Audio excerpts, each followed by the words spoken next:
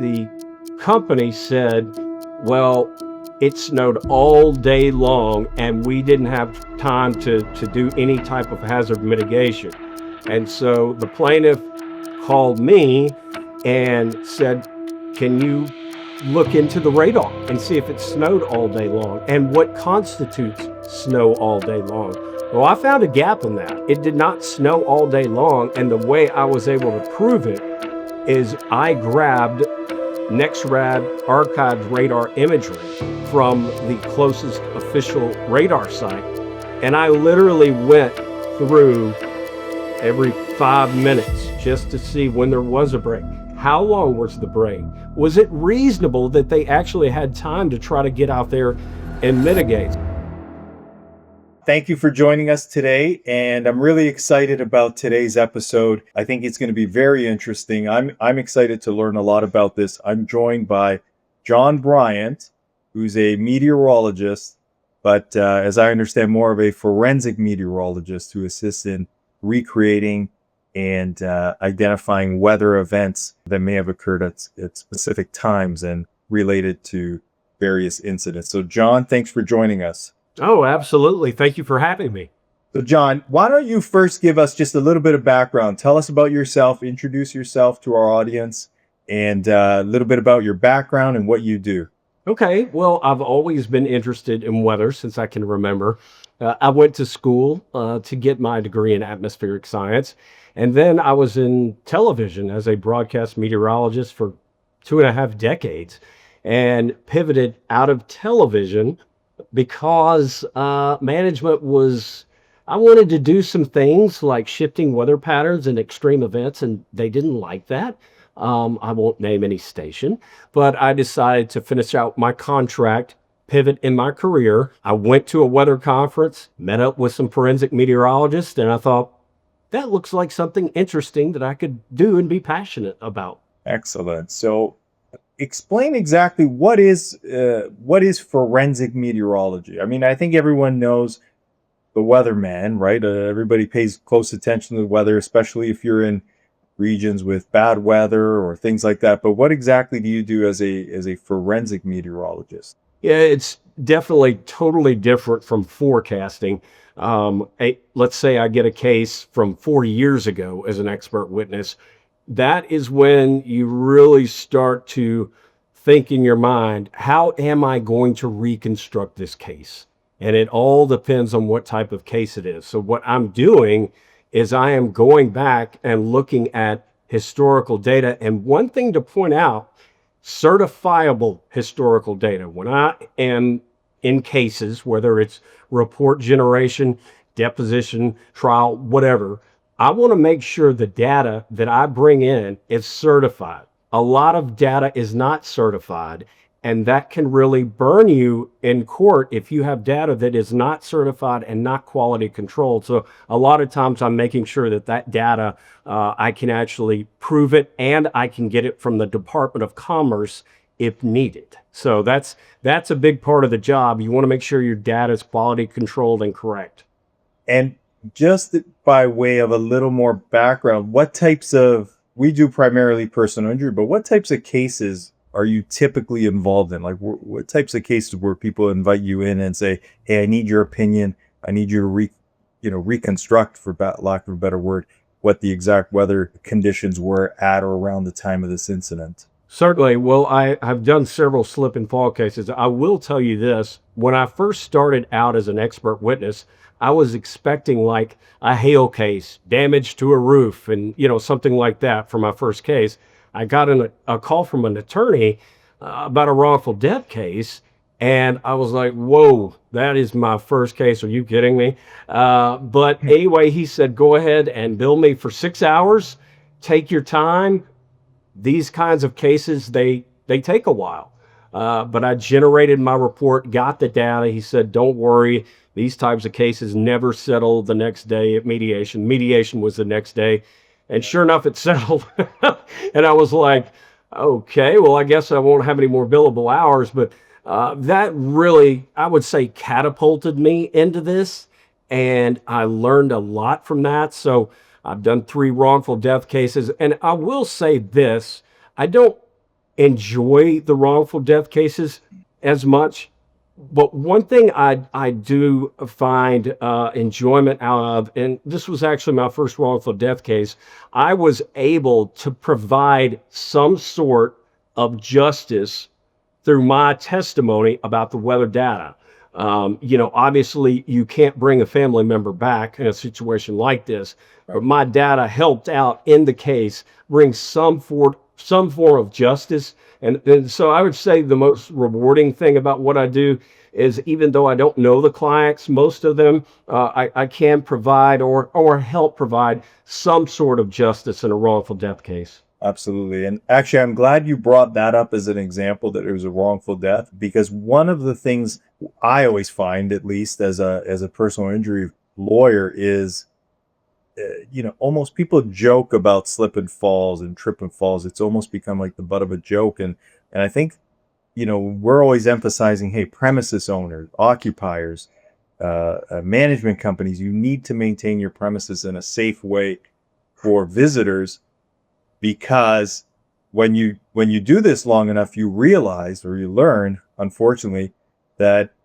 death is a real serious consequence that can occur from something as simple as not clearing ice or snow, for instance. If it's in a colder environment and then snow comes down and conceals the ice, and someone falls backwards and gets a severe head injury leading to death, or serious fractures or other serious injuries. So I'm glad you actually brought that up as a first example, because I think oftentimes the general public doesn't realize how important it is for premises owners to really maintain their property, because the consequences can be fatal in the worst of circumstances. I'll tell you another case I dealt with in wrongful death is a sun angle glare case where I didn't expect that to be. My job was to try to, on the 1 year anniversary, make sure that weather conditions were the same.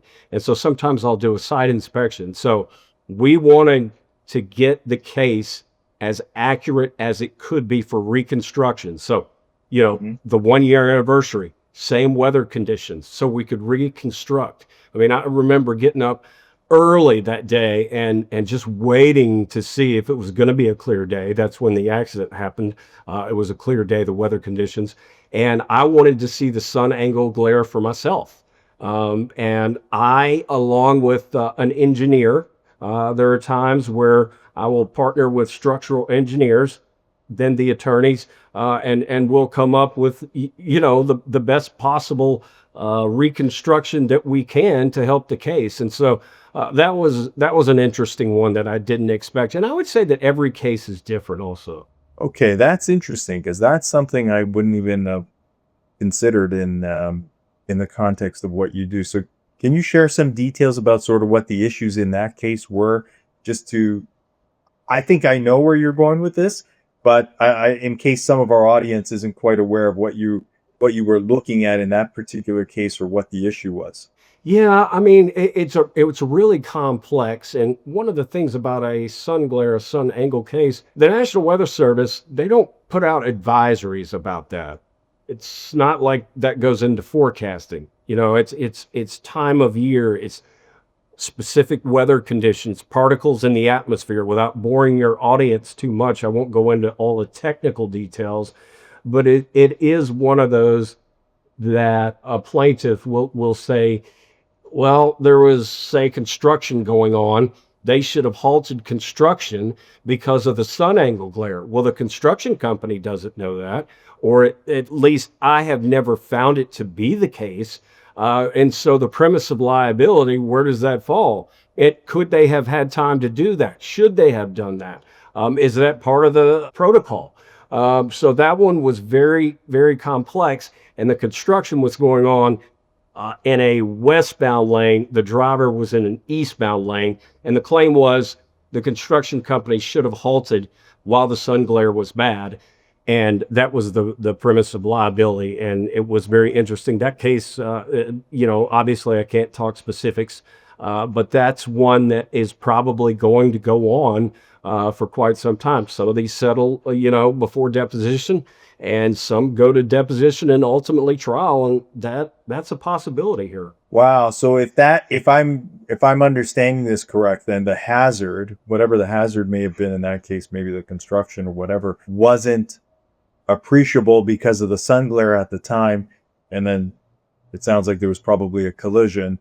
And so the theory of liability or the theory of fault there is, hey, if you understand there's sun glare, the hazard is now obstructed. It's essentially obstructed from the view of motorists, let's say. You need to be aware of that. You should halt construction because now there's this sort of a concealed hazard for that period of time. Is that kind of the gist of the theory on a case like that? Yeah, you nailed it. I mean, it's almost impossible to tell you sun glare a certain spot, when you're going to encounter construction. And as far as I'm aware, might should do more research on this, but as far as I'm aware, there are no advisories coming from the National Service. So to me, should the construction company have known that?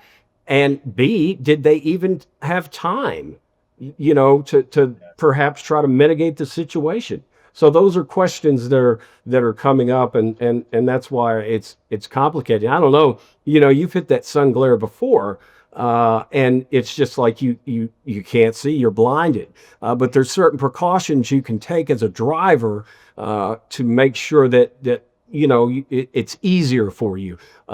So it's really going to be interesting to see how that one plays out. But those are just some of the dynamics that are going into play there. Okay, and that sounds like a complicated or a more challenging liability case. Let's talk a little bit about maybe something that's more obvious to people. So let's talk about a winter slip and fall event. Yeah, I've been on both sides, plaintiff and defendant, for slip and falls. I've had several of those. One that I can think of recently that I just completed was the plaintiff. They fell, injured themselves, and there was no question that it had snowed, and the day before it had been cold. So that wasn't the question. The company said, well, it snowed all day long, and we didn't have time to do any type of hazard mitigation. And so the plaintiff called me and said, can you look into the radar and see if it snowed all day long and what constitutes snow all day long? Well, I found a gap in that. It did not snow all day long. And the way I was able to prove it is I grabbed NEXRAD archived radar imagery from the closest official radar site. And I literally went through every 5 minutes just to see when there was a break. How long was the break? Was it reasonable that they actually had time to try to get out there and mitigate? So that was on one side. Another side where I represented the defense, is that there was a claim that there was snow on the ground and that the storm had still been going for a couple of days. Well, I researched, and I found that for the defendant, there were no bulletins issued 48 hours after the event, no special weather statements from the National Weather Service. And also, one other critical dynamic in that case was melting and refreezing and how much was on the ground. So I had to go in. Thankfully now with high resolution mapping, I was able to go in and say, okay, the snow melted on this day at this hour. The accident happened later, probably wasn't grounds for the plaintiff because it had melted, looked at the temperature, and just sensors. Now we have so much technology we can look at, and satellite imagery, and was able to prove in that case what actually went on. And it's always helpful to do a site inspection. I did a site inspection on that one, and it helped me with the pictures. I was able to talk, to the people involved. So I think site inspections are really underrated, and I think they're important. Okay, excellent. And you brought up something else too, and it kind of made me think about some issues that sometimes we encounter. So You talked about the freezing and thawing sort of cycles. And do you ever get brought on to give opinions on the effectiveness? Let's say they do have a winter maintenance program in place and they've got logs and, shoveling and salting and this sort of thing. Does what you do ever look at those to determine whether or not it's actually effective given, the weather conditions or the freeze thaw cycle or the locations of sometimes where they pile up snow and they're not really paying attention to the fact that where they piled the snow slopes down if it thaws to directly where traffic is going to walk. So even though they shoveled all the snow away, given the weather patterns in the, I guess, days or whatever hours leading up to the event, are you able to ever get involved in that and give an opinion saying that their system of maintenance was actually ineffective or maybe even contributed to the poor conditions? That's a great question. And I actually removed myself from a case because of something like this. And I know as an expert witness, I like to provide, I don't care what side I'm on, objective data. I mean, all it takes is one. And if you don't provide objective data, I had a client want me to massage the data a little bit in their favor. And I started getting uncomfortable because I was thinking, no, that's not it. And I just removed myself. I said, I'm sorry, I can't, I can't take this case. That's not what the data's showing. That's an indirect way of answering your question. Let me be more direct. I will get involved if, let's say, the snow or ice or whatever is not, this is kind of going back to sun angle and sun glare.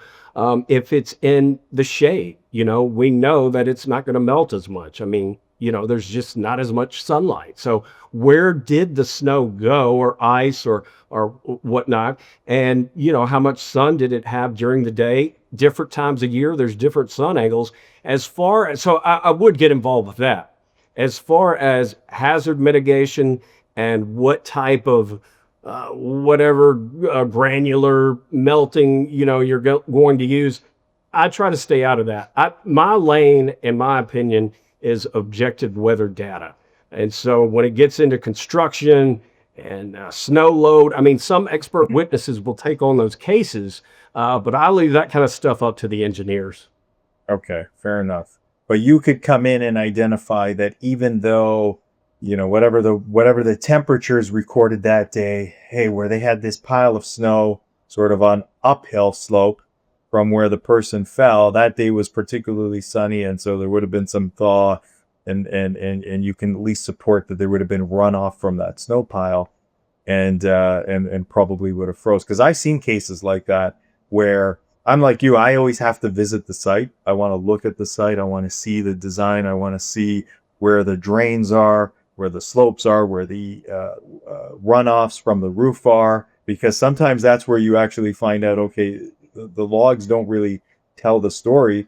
If you're piling snow 5 feet over there and it's uphill from this path where everybody's crossing, it doesn't matter if you weren't there in a week because it hadn't snowed.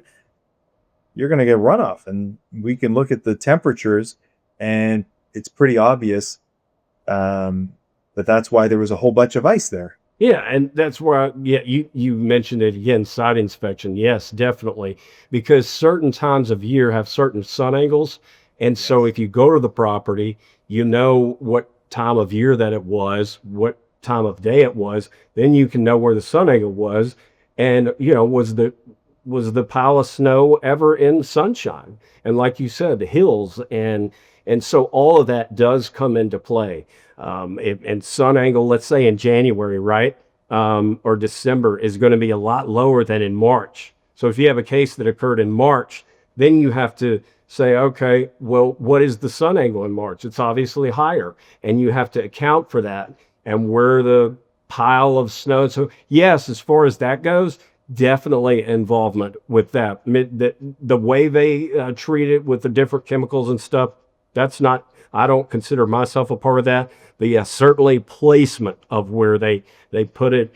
And you have to calculate the sun angle. One other thing people don't think about is official temperatures are taken in the shade. They're not taken in the sun. And so you can subtract about 20 degrees if you're in the sunshine from what the official reading is at the National Weather Service site or the closest official site where you can get certified data.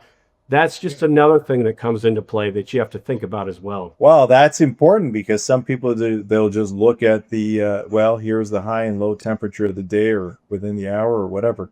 Wow, that's really Yeah. interesting. Okay, that's good. That's excellent to know. Now, I know you're based out of Memphis, but it sounds like obviously you're doing. Just tell us about like the different regions and where you take on cases and things like that.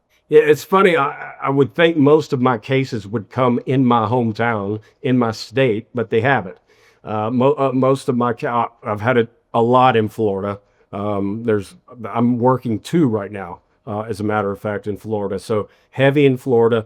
New York has been pretty active, and for me, as far as caseload goes, and not just slip and falls, wind damage, property damage, Right. and things like that, which is interesting.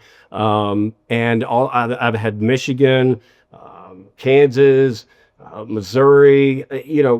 Most of my cases have been east of the Mississippi River, but I've had a few cases out west, not many.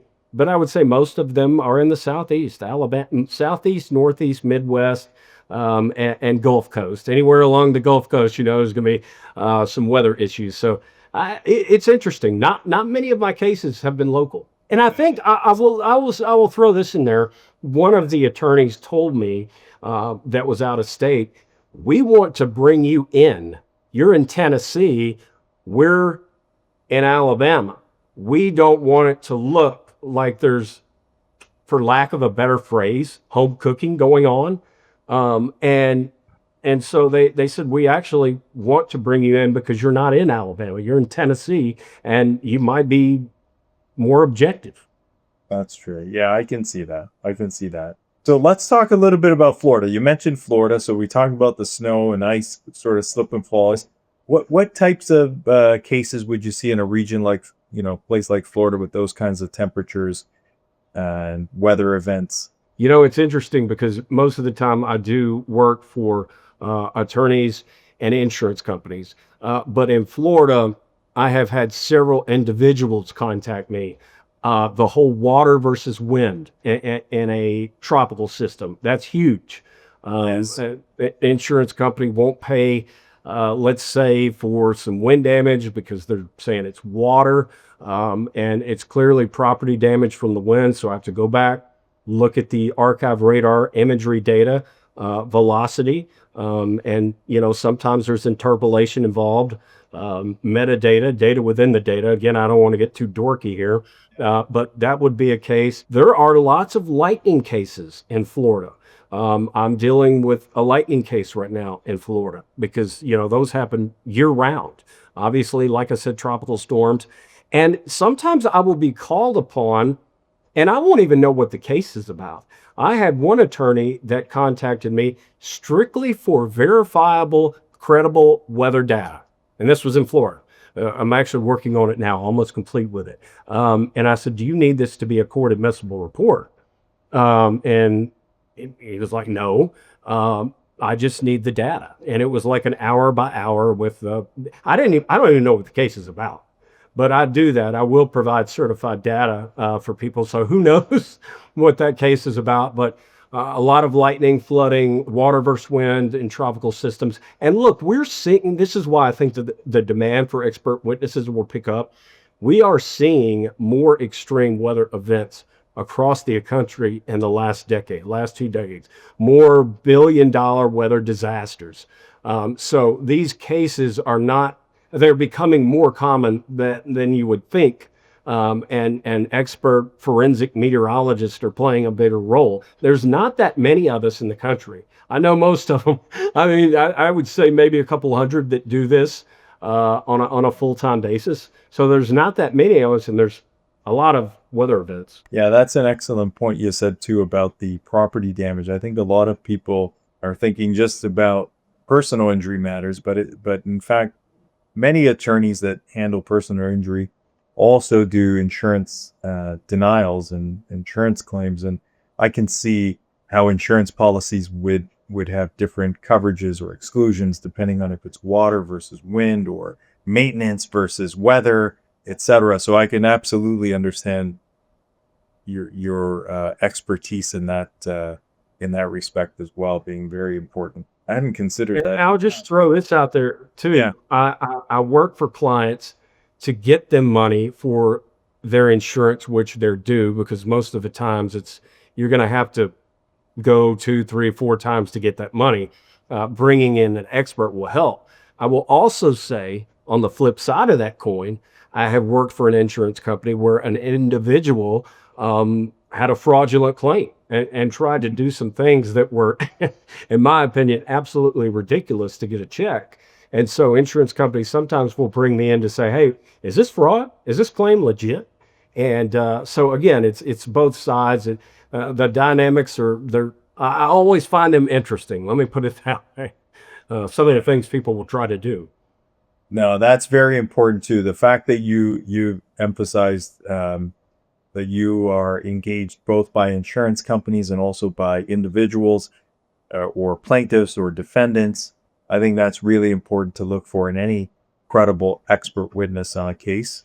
Most attorneys, I think, would agree you don't want an expert that solely focuses on one side or the other, because they may be less partial, and certainly that will impact their credibility if the case proceeds to trial. So I think that's really important for people listening to hear, that you really look at the merits of a case and not so much what side is retaining. And that it's so important because I'm certified by the American Meteorological Society, they're considered the gold standard. And that's one of the core principles and we have to get, continuing education. I'm sure you're well aware of this. Each year, go to conferences, workshops. That was one of the first things that they put in my head, to get this certification. Ethics. Your ethical duty is to provide what the data says, what you interpret, objective data. And I've had clients where they want me to massage data, and I can't do it. And I've said that, that it just didn't occur.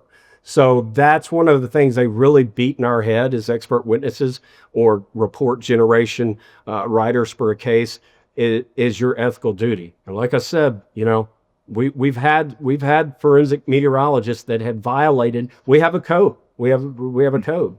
And if someone does violate that, we're held accountable by our peers. So just for your listeners to know, forensic meteorologists are held accountable.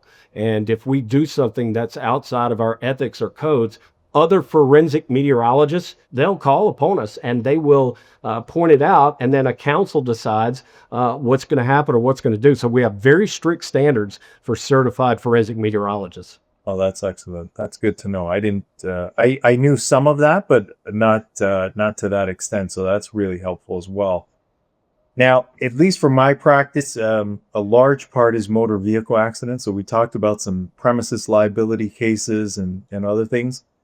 Share with us a little bit about what types of cases you get involved in when it comes to a motor vehicle accident. What are the typical issues that you're called upon to explain or provide some opinion on? Certainly, I would say visibility is one.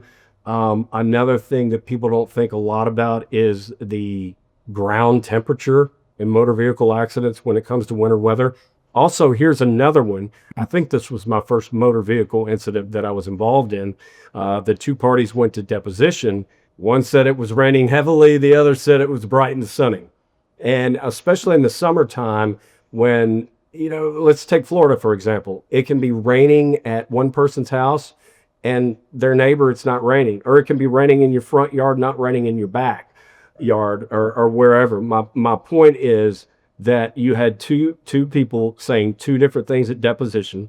And then I had an attorney call me, and it was one of those isolated showers that's not going to show up in a weather report.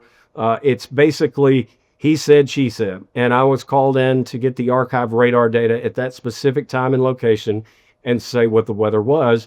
And it influenced the outcome of the case. One person was wrong, the other one was right. One wasn't telling the truth, the other one was, and it was pretty clear to me that case was pretty easy, to be honest. Okay. So those, now I will say, I'll go back to the sun glare. That's a motor vehicle accident that I dealt with. And then ice in the Midwest. I've dealt Hmm. a lot with ice and snow, but there was another one with fog. Here's another thing for your audience to think about and why Yes. forensic meteorologists are so important. The microclimates come into play in a lot of these cases. I will give you an example. Now, I haven't had a case where I live, but I'm on the Mississippi River. I live on the Mississippi River. There will be fog outside on the street, on an island. And 3 or 4 blocks over, no fog. You've got reduced visibility there where you can barely see, maybe less than a quarter of a mile. 3 blocks down, it's fine. That's an example of a microclimate. That's an example of, I would say, where we come into play with our analysis and interpolation in cases like that. So microclimates are a very big deal. And you mentioned in the Midwest some ice cases. What would your role be there? Is that just kind of describe those cases and what you typically do? Yeah, so we talked about rain in a case and deposition where people weren't telling the truth. This is one where they want to know, let's say a client calls me and they want to know what type of precipitation was it? Was it freezing drizzle? Was it even precipitating at all? What the road temperatures were, the freeze-thaw cycles going back to slip and falls. Those apply to motor vehicle accidents as well. And so what type of the precipitation was it? Was it foreseeable? Was a big snowstorm in the forecast? If it was for days and there's watches and warnings, that's a foreseeable event as far as knowing what the weather was getting out on the road. A rapid flash freeze, that's not foreseeable. A motorist is not going to expect a rapid flash freeze in certain conditions. And to be honest, the Weather Service, honestly, those are hard to forecast. And so we're brought in for precipitation types, the melting, refreezing cycle. Visibility is another big thing as far as weather dynamics go. Now, that's what they're looking for. And oftentimes, again, you have to go back to radar. And you have to look back, what type of precipitation was it? There's only so many quality controlled sensors in this country. There's not that many, considering the amount of land that are quality controlled and certifiable. And so that's when we have to really dig deep into radar and see what type of precipitation it was. I won't go into all the technicals of it, but that's when archive radar data really comes into play in cases like that, if it makes sense. Are you finding that there's more available detailed weather data to help you or assist you do your job, or are we kind of stalemate, or are things getting better, the technology getting better? Like, what's the state of I guess, predicting or reconstructing weather these days? Yeah, well, there's certainly more sources. I mean, there's definitely more data out there than there was. There's no question about that. Now, the question is, what type of data are you looking at? What source are you getting it from? I will also say this, that and this is important, not as many, we were on this upward trajectory of better sources, better accurate data. Something that has occurred lately, weather balloons are not being shot up in as many places, and that will take away from the data. And it be, the old saying, garbage in, garbage out. If we don't have what we've been relying on with this certain weather balloon, not just for archive data and current data, but that data is also put into computer models for forecasting. So to answer your question, I would say we're at a stalemate. There's artificial intelligence weather models that are out there yet. They are not ready for prime time. I would never use that in a case, but that's something, to look at. And I suspect as we go down the road, you're going to have more sources. You're going to have probably better data. It's going to take some time. It's just which data is best and to decipher from. I'll also say this, there's dozens of computer models. One of our jobs is to go back and do some reanalysis. Was that computer model, did it initialize right? Was it right? And I will say that there are other countries that are surpassing us with their computer models because we're taking data out of the system, at least for now. And that's not a good thing. But I do think long term, it's only going to get better You're going to have better data. You're going to have more sources. So I hope that it was a long-winded way of answering your question. No, that's okay. That's important. But I guess my follow-up then is, do your services become more necessary with the fact that there are less points of data being collected, or does it make a difference? Your role would be the same either way, or is that making a difference to the need for your services in these types of cases? I would say this. I would say the need is going up. It's a great question because I initially thought the same thing. I thought, more data means, well, less forensic meteorologists. But that is not the case. A couple of reasons why the extreme weather events are increasing. I'll give you an example, though, of why more data could possibly mean more forensic meteorologists. More data, personal weather stations. People are getting personal weather stations. That is going into some of these apps that people use to get their weather data. And all it takes is one personal weather station. Most of them are not quality controlled. And so they're going in to a model. I won't name any specific apps, but there's apps that people use to get weather data, and the data is coming from personal stations. I have an issue myself. I have 2 or 3 personal weather data stations, and a lot of times I will say my wind sensor is not working correctly. This is not calibrated correctly. This is not quality control. So from that angle, yes. I mean, I'd say yes and no. The point to really hammer home for your audience is, regardless of whether you use a forensic meteorologist, expert witness, whatever, if you're getting weather data, make sure it's quality controlled, can be certifiable, because I will say most weather data is not. And even if it is at one of these official stations that the Federal Aviation Administration, acknowledges, the sensor might not be in the proper place. And you really can only get an idea of that if you do a site inspection. But some of these official weather sensors are not in the proper place, and that's why they need to be quality controlled. But a great question, and I've thought about that a lot. Okay, that's really helpful. And I guess that leads me to another question. From your perspective, what kind of mistakes or pitfalls could lawyers get into if they just kind of rely on whatever they can for the weather without actually getting an expert to tease it out and give them an opinion? Yeah, okay, that's a really good question. So let's say you get into a case, right? And you've got the weather data. You've looked it up. You use the app that you look at for historical weather data. I've often found in cases that attorneys will go with their own data. And look, many times they don't need experts. It's clear. But I've also found attorneys halfway through their case are like, I can't find that radar image. I need that. And to go back and look at a NEXRAD velocity, this was a property case that I'm working on where, and it's a big case where there was a lot of damage done by a storm, and it was separate storms. And so the attorney ran into the problem of which storm actually caused the damage. And so I did a timeline reconstruction of, hey, this storm, it was over a 3-day period. This storm did hail. This storm did wind.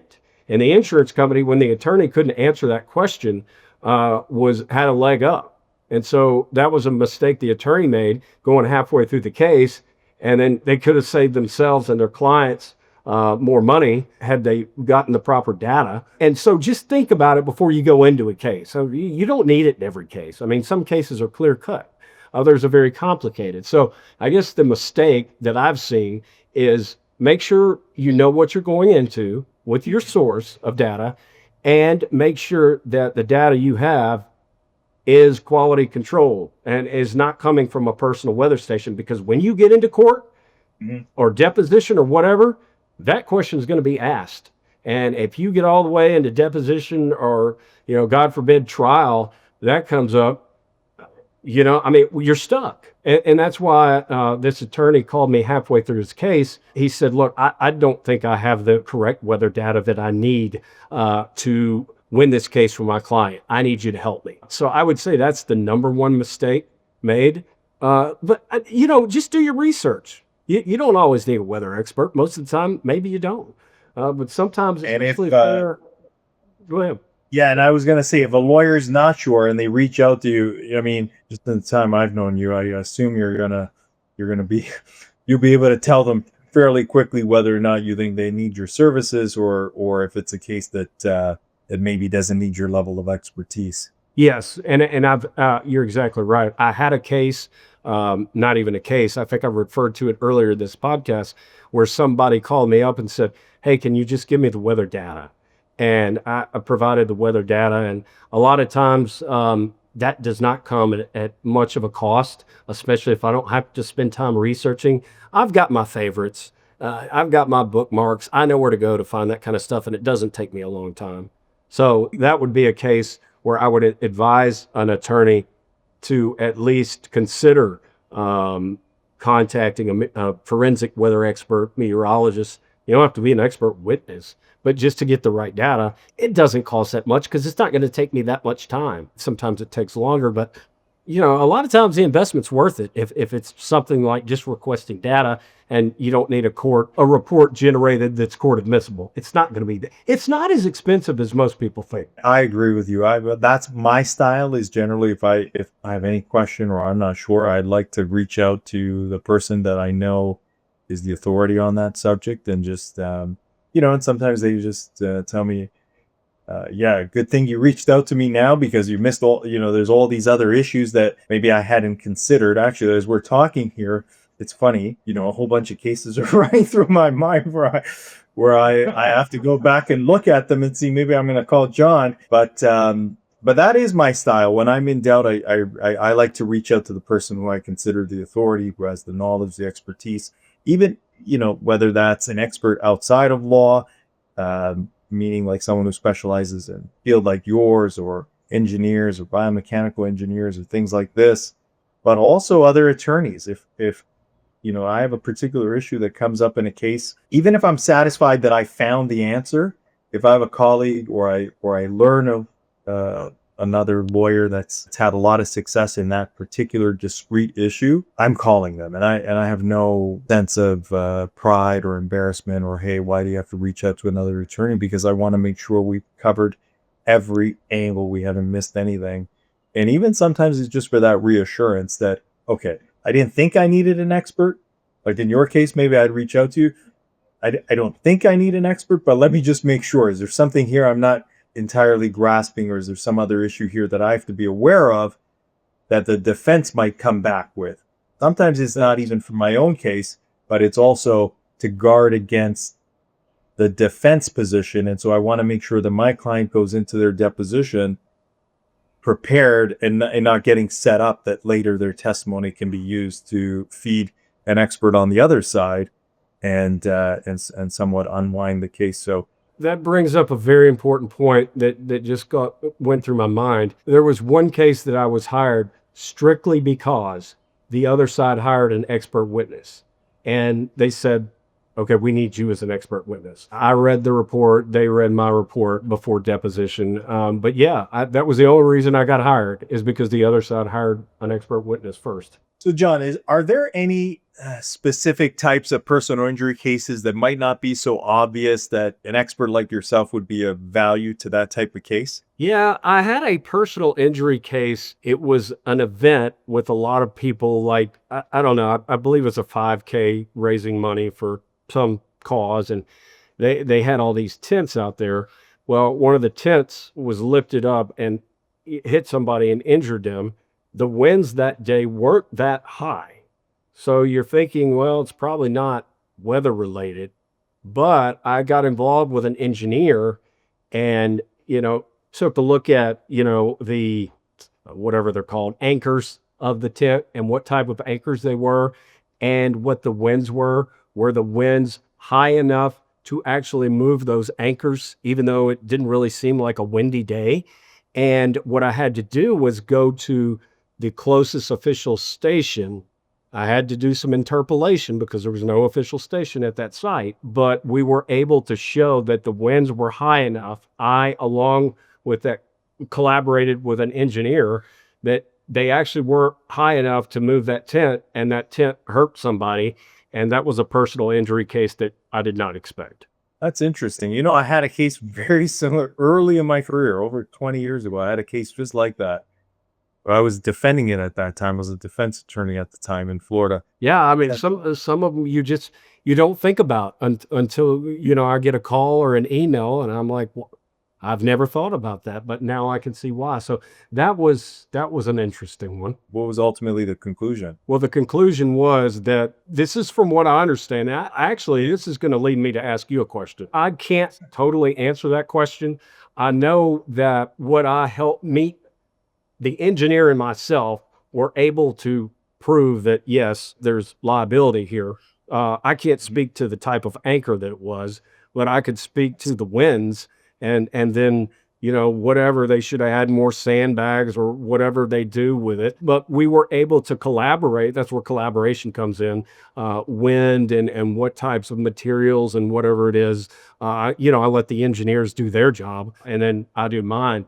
But that's something that I thought about. And one question I'm going to ask you, because I never know if this is like okay to like call up attorneys like after the fact and be like, "Did my testimony help?" Would you say that that is a fair thing for expert witnesses to do? Hey, did the testimony help the outcome of the case? Absolutely. I think so. And in fact, in my practice, I generally like to share the outcome with the experts, and particularly if it was a good outcome, and give them the feedback and thank them, of course, for their services and kind of give them a sort of a rundown of how it all played out and how their evidence was important in the case. Yeah, absolutely.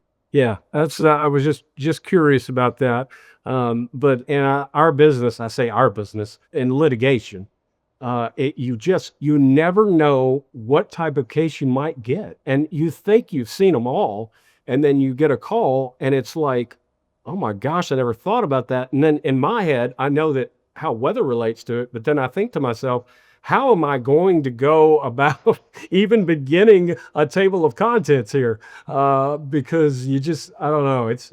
It's wild. That's one of the reasons I enjoy doing what I do, because it's like putting pieces of a puzzle together. It's almost like a weather detective.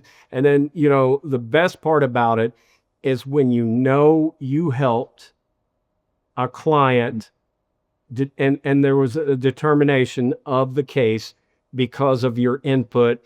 And I think, like we said earlier in the podcast, providing some type of justice to a family that has lost a loved one. I would say those are my most rewarding and enjoyable cases, even though you don't like seeing anything like that. It makes you feel like you really have made a difference in a good way. No, that's great. Actually, I have another couple of questions for you.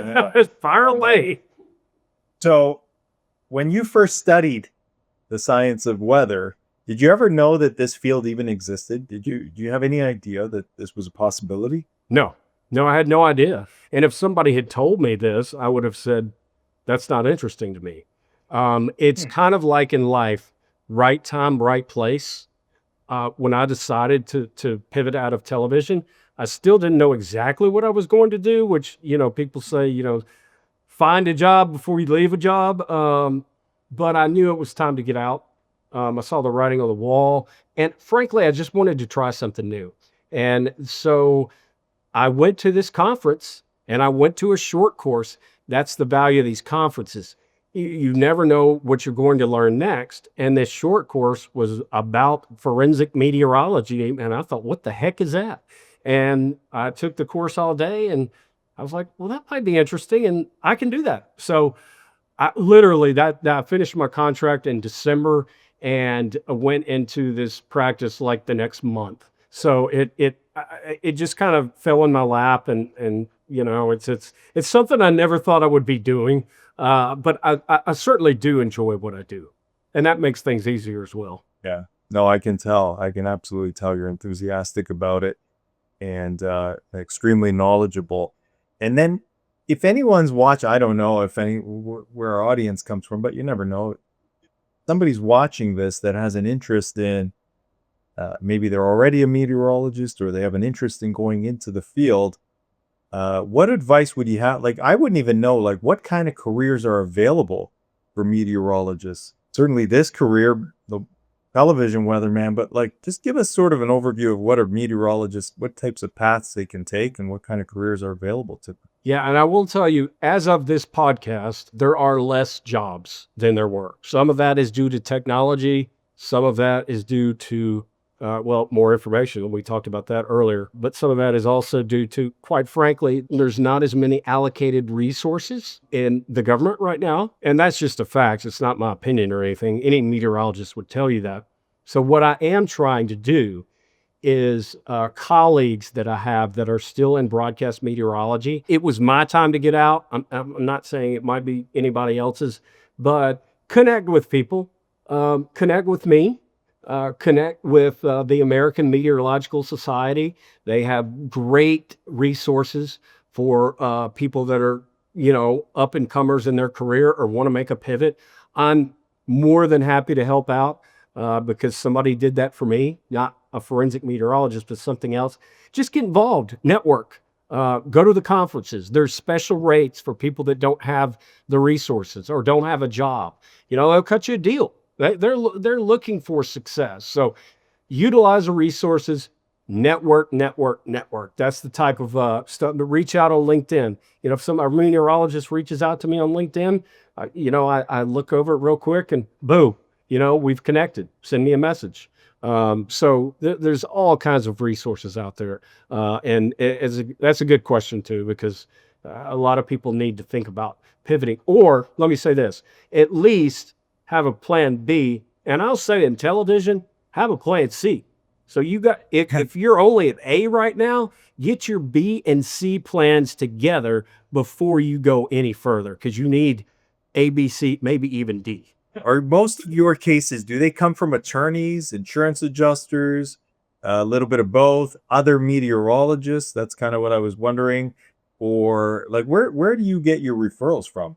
Attorneys are the number one referrals, no doubt about it. It was amazing to me when I got in this of how many attorneys didn't know that we existed and exactly what we do and the value we can bring, especially we're talking, lots of money here, a lot of, injury. It's more than money. It's people's, day-to-day life. I would say attorneys, I would say insurance professionals also come to me. One thing I have not dealt a lot with is adjusters.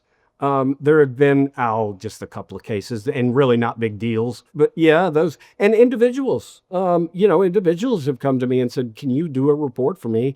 My house had damage and the insurance company won't pay me. So I'm on both sides, but I would say attorneys, number one, insurance professionals, yeah, adjusters, like you said, and then individuals. So anybody, but I would say that would be the order. That's important too. If anyone's watching this and potentially has a property damage claim, or maybe they don't have an attorney and they want to reach out to you, you might even be in a position to give people advice on whether or not they should have an attorney, depending on the circumstances of their claim. And I will do that oftentimes. I always do like a 20-minute free consultation, and I can get a decent idea at that point of should we go farther, should we not? And look, I'm transparent. I will not take a case on, like I said, if there's going to be massage data or one that's clear to me that it's not going to benefit the client. Sometimes there's a question. Of course, it's not always. If you go to a trial, you never know what can happen. Anything can happen. But yeah, I'm transparent about, hey, yeah, we need to explore this further. Or no, not, because I think reputation is more than just getting any client you can get. It really is just, it takes one case, and then, it takes a long time to build up your credibility. It really does. And so you never want to sacrifice that. That would be some advice I would give any up and coming forensic meteorologist or meteorologists that want to do this, or any attorneys that are thinking about that. And that's why I like that 20-minute free consultation. This has been great. So I've learned a lot. I've got another question, a little bit off what we've been talking about. We've been talking about more specifics about what you do. But just going back to your background for a moment, having been a weatherman on television for, I don't know, I think you told me like 2 decades. Is that what you said? 2.5 decades, yes. 2.5 decades. So how, if at all, how do you think that experience influences or impacts your ability in the context of what you're doing now as a forensic meteorologist? Yeah, I would say the number one thing is communication. I mean, I know all this stuff, technical stuff about radar and whatever vorticity maximums. If I cannot communicate that in an easy to understand, relevant way to a non-technical audience, I'm really not worth much. You have to be able to take that and communicate it in an easy to understand way should you go to a jury. And so I would say communication, clear communication and relatable language and not just jargon, really helped me. It also helped, I think, with my credibility. You move up in your career and, a television station that, look, I mean, millions of dollars are in play here. They want to put the right credible experts, on TV, and they even market the weather expert team. That helped and helps me. And there's no conflict of interest from what I've found. I haven't heard because occasionally a television station will call me now and say, "Hey, we've got some people out sick, or we're down a person. Can you help us out for a weekend?" Sure. And I know other forensic meteorologists that do the same thing. And so it just keeps your credibility going. And it also keeps the communication lines, because I can get really nerdy. I'm a weather dork. If I can't explain something to you or a client or a jury, what good am I? Yeah, I agree. I think that's a really important point, and sometimes I'm trying to explain that to clients as well when we're talking about being able to present their case at trial. It's not just about the opinion. They might say, "Well, I have a doctor," and they already said that. Yes, but your doctor might not be able to convey that quite as well in front of a jury as someone who also has these other skills. So it's not just about the knowledge. It's also, I think you nailed it, it's about being able to walk into a courtroom, be comfortable with an audience, which clearly you are, having spent time on television, and being able to simplify these concepts and make it in an entertaining enough way that, number one, your audience continues to pay attention, but also is able to grasp what really is, this meteorology is really complicated science. At the end of the day, people don't understand how complicated it is. Previous life, I was flying airplanes and this and that, and there's a small component in there, very, relatively small component, learning the weather.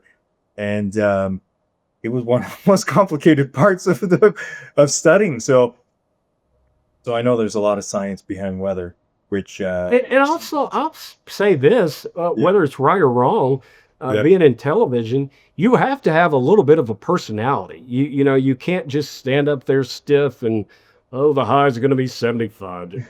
So I think personality and likability comes into play. Even if that's not, that right or wrong, they wouldn't have me on the air for 2.5 decades if I didn't have at least a little bit of personality and interaction with the anchor. So that's another dynamic that I think has helped me also. I think so too. And yeah, and it's been very entertaining having you on today and learning a lot about what you do and how important weather can be in all kinds of matters, personal injury matters, but also other insurance claims, property damage claims. Anything else you want to add, John? I think you've covered most of my questions, but is there anything else that you think is really important that you want to share with our audience that I haven't asked? I would just say make sure, staying on the topic of what we're talking about, make sure that you are confident of any weather data that you're going to put in a case. Take the time to see if the source is accurate. And we were talking about this a minute ago. There's so much out there now. There's so much more that there can be so much more false stuff. So if you're not going to hire an expert witness, and most times I don't know, in most cases probably don't have that. But if you're not going to do that, do your due diligence for your own research. I think a lot of times that's skipped over, but take some time to do that due diligence. It might not be fun, but it can save you literally a win or a loss and lots of money in the long term, and it can be in the best interest of your client. That's what I would say. Yeah, that's very good advice. And if somebody is looking to connect with you or learn more about you, where is the best place to find out more information or reach out to you? Anybody can call me anytime, 24/7. It's 901-283-3099. Also, my website, it's kind of long, so I'll break it down. Just think of weather. That's what I'm doing. Weather and climate, because they go together. So weather and climate, and I'm an expert.com. So weatherandclimateexpert.com. All across social media. I prefer LinkedIn. Search for you on LinkedIn. You'll find me. And Twitter or X or whatever it's called now, Weatherman John, JOHN. So reach out anytime. I do free consultations. Would love to talk to you. But Andrew, I really have appreciated being on your show today, and you provide such relevant content. I've listened to the podcast, and just in a way that even non-lawyers, non-attorneys can understand. So thanks for having me on. It's been a privilege. It's been our pleasure, John. It's been my pleasure. I've learned a lot today. And of course, we'll include your contact details in the show notes if anyone wants to learn more about John. And yeah, it's been a real pleasure, John. And I've learned a lot today. And thank you again for joining us. You bet. Thank you.